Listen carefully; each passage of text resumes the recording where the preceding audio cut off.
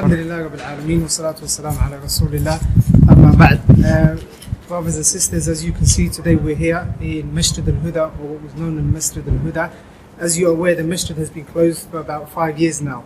For those of you that do not know, the masjid was built in the late 90s and it has always been a hub and a beacon for the community, and it has been, or it always has been, at the heart of East London. It always has been at the heart of East London.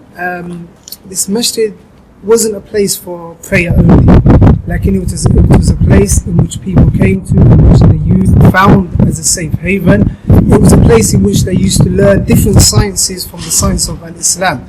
There were different madrasas that used to go on. There were constant weekly lessons and reminders taking place.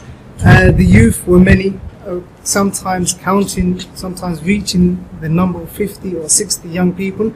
So the masjid has always been a place that caters for the needs of the young people, specifically more so. Out of these young people, walillahi alhamd, many of them have gone on to Islamic universities and different institutions all across the globe, and sadly many of those have fallen through the net. Many of those have fallen into things that are obviously things that they should not have gone into, like in things that happen in the society that we're living in.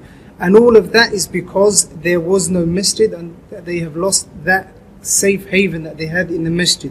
I want to share a hadith with you, which the Messenger sallallahu alaihi wasallam said, "Man bana lillahi masjidan, bana Allahu lahu baytan fil jannah." Allah Jalla wa Ala, or the Messenger sallallahu alaihi wasallam said in this hadith that whoever builds a masjid for the sake of Allah subhanahu wa ta'ala, Allah Jalla wa Ala will build a house for him in Jannah. Now, it doesn't necessarily mean a person who builds a masjid on their own, lakin the person who takes part in building the masjid, the person who's fundraising for the masjid, the person who's working night and day tirelessly for the masjid to be built, that person inshallah will come under this hadith in which the Messenger sallallahu alaihi wasallam said that a house will be built for him in Jannah. Also, another hadith that I'd like to share with you is the hadith which the Messenger sallallahu alaihi wasallam said, "Ma naqasat sadaqatun min malin," that if a person pays sadaqah and charity towards a good cause, then this will only decrease, this will only increase the amount of money that they have, and it will increase their wealth, and it will increase their barakah and the blessings that they have in their life, be it their family, be it their community, be it their stability, and so on. Now, we are now obviously approaching the month of Ramadan, and the month of Ramadan is a blessed month in which we are all hoping to get closer to Allah subhanahu wa ta'ala. And one of the greatest acts to get closer to Allah subhanahu wa ta'ala during the month of Ramadan is paying sadaqah, paying charity for the sake of Allah subhanahu wa ta'ala, in order to not only draw closer to Allah subhanahu wa ta'ala, but in order to establish the masjid that we once had.